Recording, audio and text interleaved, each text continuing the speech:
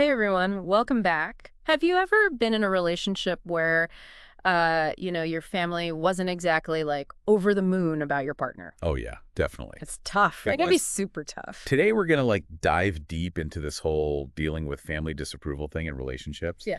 And we're gonna be looking at this podcast episode called Love and the Balance, Mm, Navigating Family Disapproval. okay, cool. And they had some really interesting insights. It's not just the surface level stuff like, I'll just communicate more. You know? Right. We're gonna try and really unpack the why Yeah. behind, why these strategies work and how you can actually apply them in your own life. Yeah, that's important. Practical stuff. Exactly. So just to give you a little teaser to pique your interest here. Yeah. Did you know that sometimes disapproval can actually come from a place of love? Yeah, that's so true. It's like what? It is. We often jump to this conclusion that disapproval equals, negative, bad. Right. But it can be, think of it this way, like a clumsy way of expressing care or concern, even if it doesn't really feel that way in the moment. Like they're trying to protect them, but they're just not doing a very good job of it. Yeah. Okay, so let's break this down a little bit. This podcast episode we're looking at, they talk about three main reasons why families might not be, thrilled about your significant other. So first up is cultural differences. Yeah. What do they mean by that? So it's kind of like, even if two families seem similar on the surface, right? Mm-hmm. They can have totally different values and expectations underneath. Like deep down. It's deep down, yeah. Yeah. And this can lead to clashes about, how you celebrate holidays or even how you express affection. It's almost like, they're both speaking the language of love, but with different dialects. That's interesting. Right. Okay. So, one family maybe shows love through acts of service, while another is all about words of affirmation. And recognizing those differences, those nuances, that can be a really big step in bridging that communication gap. So it's not just about the big obvious differences, but it's also the subtle ways that we express ourselves and interpret other people's actions too. Totally. Okay, cool. So that's cultural differences. The second reason the podcast gives is that protective instinct. Yeah. So the mama bear syndrome. Yeah, the classic mama bear. Even when the cubs are grown adults making their own choices, Right. families, especially parents, they want to shield their loved ones from pain. Of course. So when a new partner enters the picture, it's natural for there to be some apprehension, Some hesitation. skepticism, yeah. Yeah, I can see that. They're coming from a place of wanting to protect their child or their family member, even if it feels overbearing or, Definitely. misguided. Yeah, sometimes it can come off a little strong. Exactly. And then the final reason they give is personal experiences. Right. So how does that play into it? Well, this one's a big one. If someone in the family has been hurt in a past relationship, Mm-hmm. like a bad breakup or a messy divorce, Yeah. those experiences can totally color their view of all relationships. Yeah. They might be unintentionally projecting their own past hurts onto your current situation. So it's they're looking through a lens that's been tinted or colored by their past experiences? Exactly. Okay. So they're not seeing it clearly. Not seeing it clearly, yeah. So basically understanding the why behind the disapproval is step one. Absolutely. It's like the foundation. Yeah, it's the Yeah. foundation of the house. Yeah.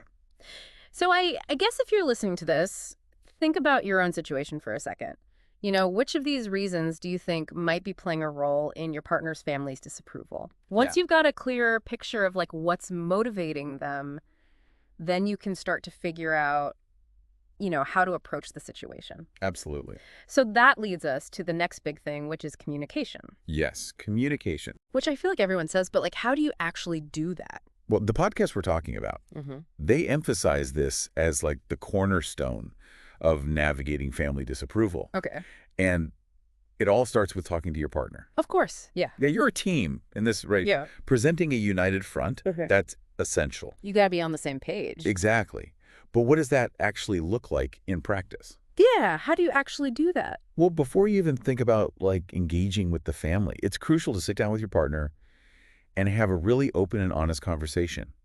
Share your feelings, encourage them to share theirs, and make sure you're both on the same page about how to approach this situation. So you're both working together as a team. Exactly. You're in this together, so that solidarity, that's your foundation.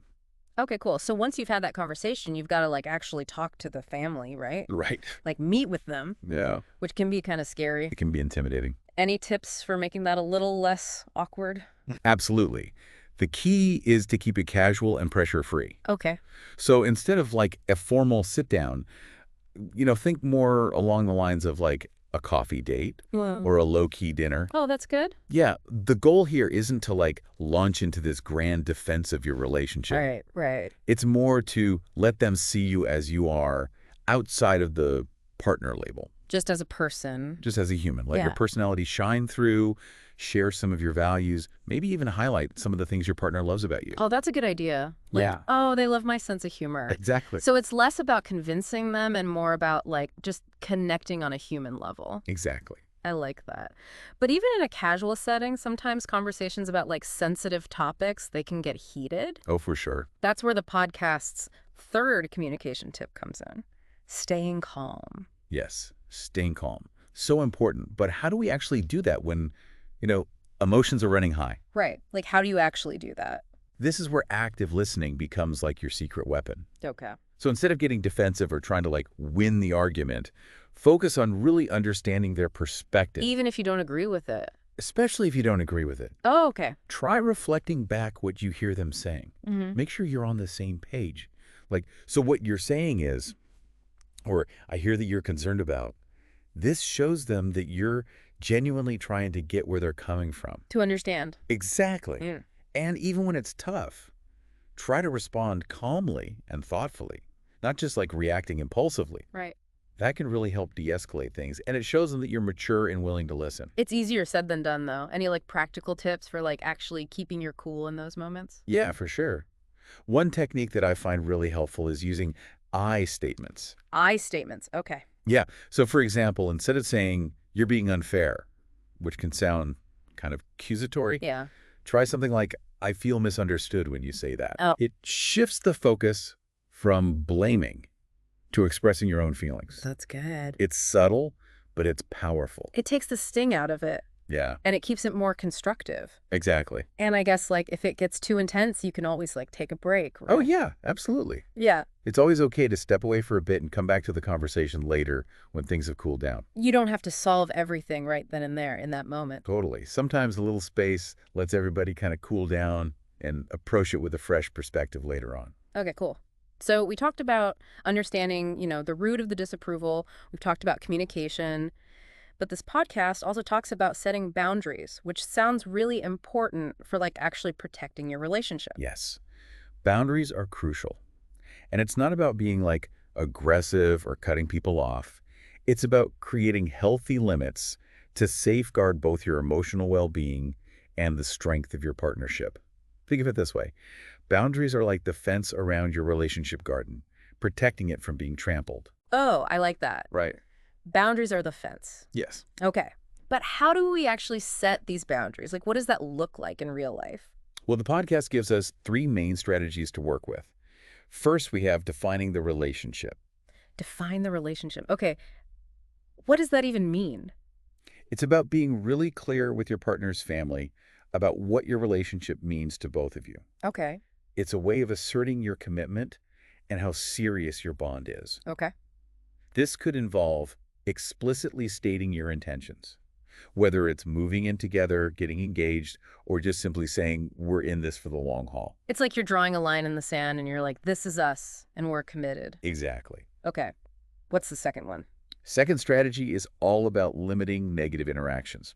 We all know those conversations that just consistently go to that bad place, right? Mm-hmm.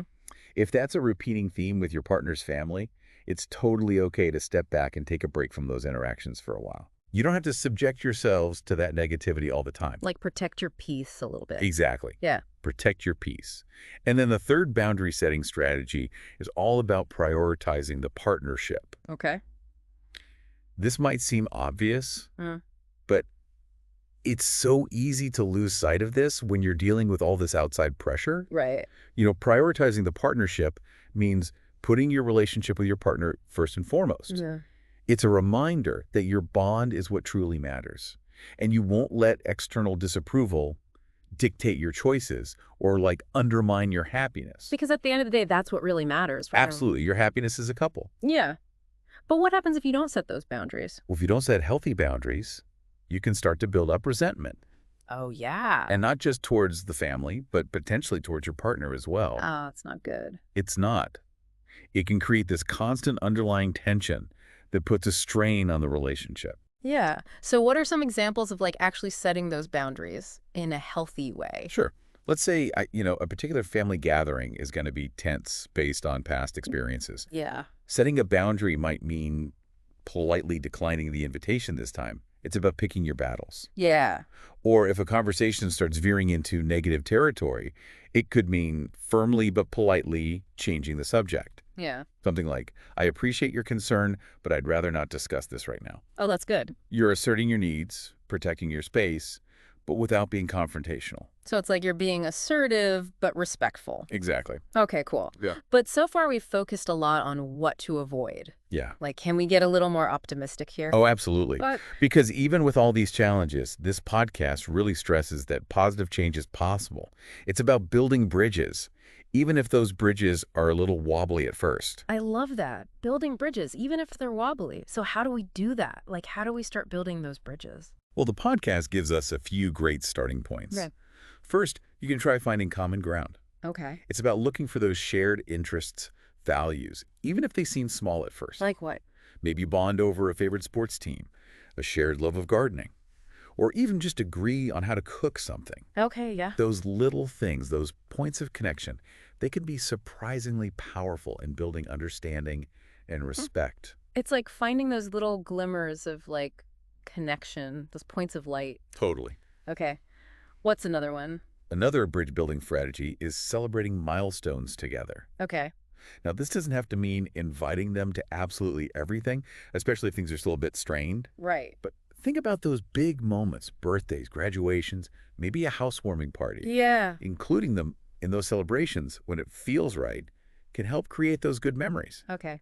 and show them they're still a part of your lives, even if they don't fully embrace every aspect of your relationship. Yeah, it's a way of like weaving them into the fabric of your life. Exactly. Showing them that they're not being excluded. Cool. And the third one? The third one is something we've touched on, but it's worth repeating. Sure. The podcast emphasizes the importance of patience. Patience. Patience is key here. Yeah. We have to remember that change takes time, especially when we're talking about ingrained beliefs or past hurts that might be coloring their perspective. Right. It's like you can't force a plant to grow overnight.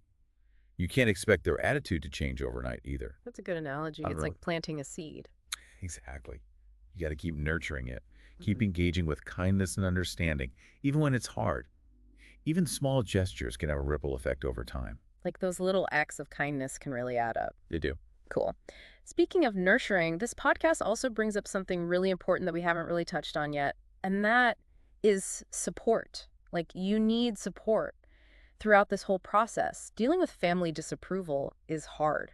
It can be really emotionally draining. Oh, it's so important to have a solid support system in place. Yeah. People you can turn to when things get tough.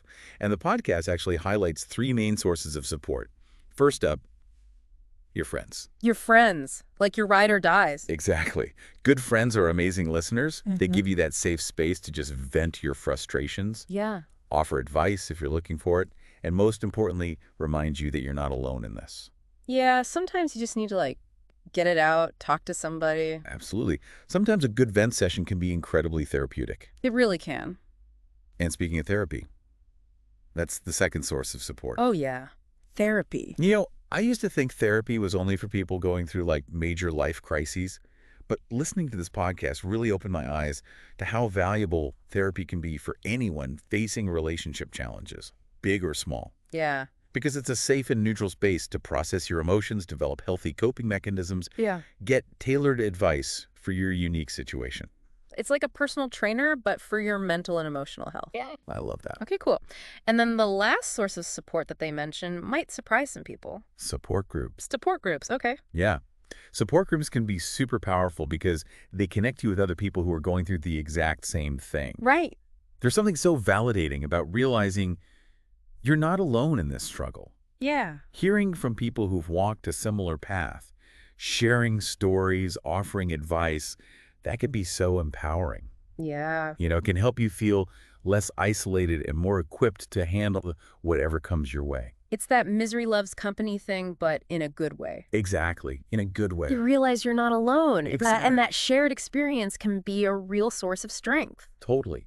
And it's important to remember that seeking any of these forms of support, it's not a sign of weakness. No. It's a sign of strength. It shows you're taking care of yourself. Exactly. It shows that you're being proactive Yeah. about taking care of yourself in your relationship. Yeah. And that's super important. Okay. So we covered a lot. We talked about, the roots of the disapproval, communication skills, setting those healthy boundaries, even talked about how to build bridges and get support. Yeah, it's like we've built a whole toolkit for handling this. Totally. But before we wrap up, I want to circle back to something you said earlier that really stuck with me. And that's the idea that disapproval sometimes comes from a place of love, even if it's expressed in a way that doesn't feel very loving. Right. That's super important to remember, especially when you're feeling frustrated or hurt by their actions. Yeah. Sometimes it helps to try and step back and see things from their perspective. To put yourself in their shoes. Exactly. Remember, they might be acting out of fear, concern, or past experiences that have shaped how they see the world. Right. Now, that doesn't excuse their behavior, Right. but understanding their motivations can help you approach things with more empathy and patience. It's about finding that little bit of understanding, a glimmer of hope that maybe you can build a better relationship with them. So as we're wrapping up this part of our deep dives into family disapproval, what's the one big takeaway you want our listeners to walk away with? While navigating family disapproval is definitely not a walk in the park, a combo of communication, boundaries, and patience can help you create a healthier dynamic. Okay. It's a journey, not a destination, and remember, you're not alone in this. Lots of people face these challenges, and there are resources and support systems to help you navigate them. Beautifully said. And speaking of journeys, I want to leave our listeners with a question to think about. What's one small step you can take this week to improve communication with your partner's family, even if it feels a little scary? Maybe it's sending a simple text, extending an invitation for coffee, or just practicing active listening during your next conversation. Great ideas. Because even those small steps can make a big difference over time. Absolutely. All right. That's it for today's deep dive into navigating family disapproval. But we'll be back with more insights and tips next week, so be sure to tune in. And in the meantime, remember, you are not alone in this journey. We're all rooting for you. We are. Thanks for listening. See ya. It's not about forcing them to be best friends with you, Right. but just finding those little areas where you can connect. Yeah, those little things that you have in common. Exactly. Okay, cool. What else? What's another strategy? Another bridge-building strategy is celebrating milestones together. Oh, okay. And this doesn't have to mean inviting them to every single event, especially, if things are still kind of rocky. Right. But think about those big moments, birthdays, graduations, a housewarming party maybe. Yeah.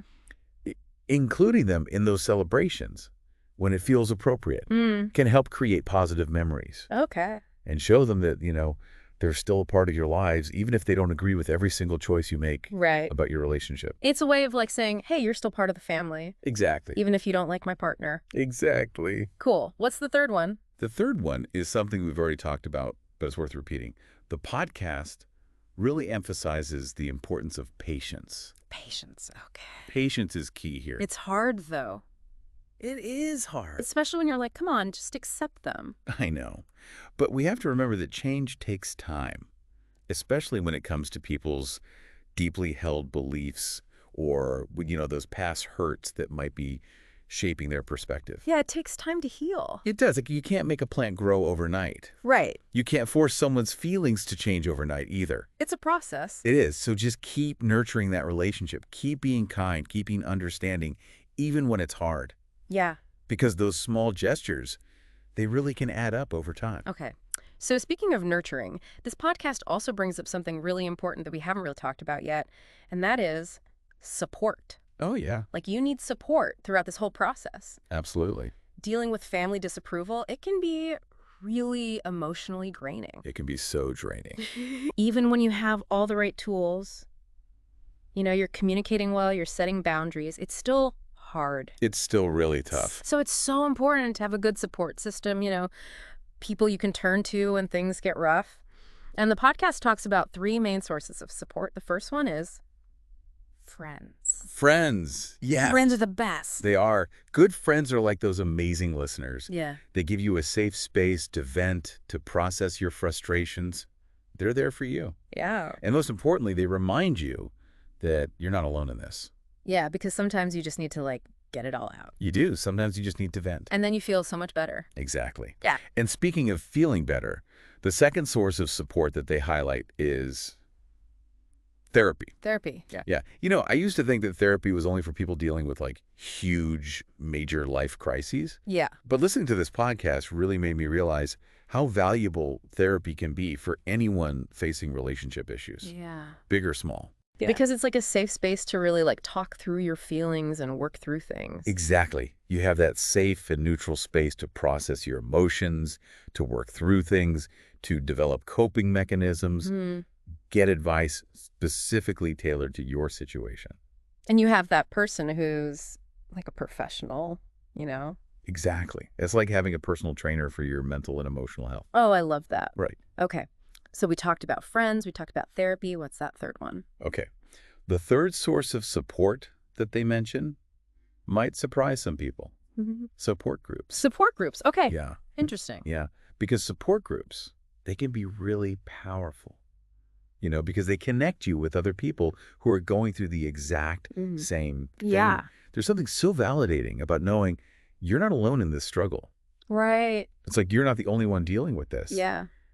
And hearing from others who have walked a similar path, sharing stories, offering advice, it can be so empowering. You know, it helps you feel less isolated, more equipped to handle whatever comes your way. It's like that saying, misery loves company, but in a good way. Exactly, in a good way. Because you realize, oh, I'm not the only one. You're not alone. And sometimes that's all you need to hear. It can make a world of difference. Okay, cool. Yeah. So those are the three sources of support that they talk about. Yeah. Friends, therapy, support groups. Yeah. And it's important to remember that seeking any of these forms of support is not a weakness. Oh, absolutely not. It shows that you are taking care of yourself. It's a sign of strength. It shows that you're being proactive about taking care of yourself, your mental health, your emotional well-being, and your relationship. Yes. It's so important. It is. Okay, so we've covered a lot of ground in this deep dive. We talked about the root causes of family disapproval, communication, setting boundaries, building bridges, and now support systems. Yeah, it's like we've got a whole arsenal of tools to tackle this challenge now. Totally. But before we wrap up, I want to go back to something you said earlier that I thought was super insightful. You said that sometimes disapproval can actually come from a place of love, even if it's not expressed in the most loving way. Right. That's so important to keep in mind, especially when you're feeling hurt or frustrated by their actions. Yeah. It can be helpful to try to take a step back and see things from their side. To see it from their point of view. Exactly. Remember, they might be acting out of fear, concern, or, past experiences that have shaped how they view the world. Yeah. And those things, they don't excuse their behavior, of course not, but understanding their motivations can help you approach the situation with a little more empathy and a little more patience. So it's about trying to find that little bit of understanding. Exactly. That little glimmer of hope that maybe, just maybe, you can build a better relationship with them. It's about building bridges, right? It is. Even if those bridges are a little rickety at first. Exactly. So as we wrap up this part of our deep dive into family disapproval, what's the one thing, the one big takeaway that you want our listeners to walk away with? While navigating family disapproval can be incredibly tough, it doesn't have to be impossible. Yeah.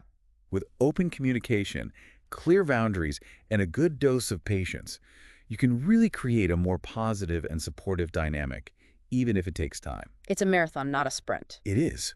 And remember, you're not alone in this. There are so many people out there going through the same thing, and there are resources and support systems available to help you through it. Absolutely. And speaking of journeys, I want to leave our listeners with one final question to ponder. What's one small step that you can take this week, even if it feels a little daunting, to improve communication with your partner's family? Maybe it's sending a quick text, asking them to grab coffee, or simply practicing that active listening during your next conversation. Remember, even the smallest actions can have a big impact over time. Every journey starts with a single step, right? It does. All right, that's it for today's deep dive into navigating family disapproval. We'll be back next week with even more insights and advice, so be sure to tune in. Yeah, it's like we want to have everyone give their blessing and be totally happy, but Right. that doesn't always happen. It doesn't. And sometimes, like, a big part of this process is accepting that you can't control how other people feel. Right. You can't force someone to change their opinion. Right, you can only control how you react to it. Exactly. You can control how you respond to those feelings and how you choose to protect your own happiness. And sometimes that means setting boundaries to protect your relationship, even if it's with people that you love, your family. Ah, it's about finding that balance between, honoring your family and staying true to yourself and your partner. Hmm. And sometimes that means prioritizing your own well-being and the health of your relationship, even if that means having some difficult conversations or making tough choices. Because at the end of the day, your happiness matters. It does. And it's not selfish to prioritize that. Right. Okay. So as we wrap up this whole deep dive into navigating family disapproval, what's the one thing that you really want our listeners to take away from this? Even though navigating family disapproval can be incredibly challenging, it's not an impossible task. With open communication, clear boundaries, and a healthy dose of patience, you can create a more positive dynamic, even if it takes a while. It's a marathon, not a sprint. Exactly. And don't forget, you're not alone in this. There are so many people out there who are going through the same thing. And there are so many resources and support systems to help you along the way. So true. And remember, lean on your support system, reach out to a therapist if you need to, and never forget that your relationship is worth fighting for. It absolutely is. All right, well, that's all the time we have for today's deep dive into navigating family disapproval. But before we go, I want to leave our listeners with just a little something to think about. What's one small step, just one tiny little thing that you can do this week to improve communication with your partner's family? Yeah. Even if it feels a little bit scary, it could be anything. Maybe it's sending a text message, inviting them out for coffee, or just really practicing active listening during your next conversation. Because remember, even those little actions can create big changes over time. They really can. Every journey begins with a single step. And above all, remember to have hope. Relationships can change and grow, and with some effort and understanding, even the toughest situations can get better. Those are words to live by. To all our listeners out there who are dealing with this, we're sending you all the love and support in the world. Keep believing in the power of love, understanding, and healthy boundaries. You got this. Thanks for tuning in, everyone, and we'll catch you next time for another deep dive.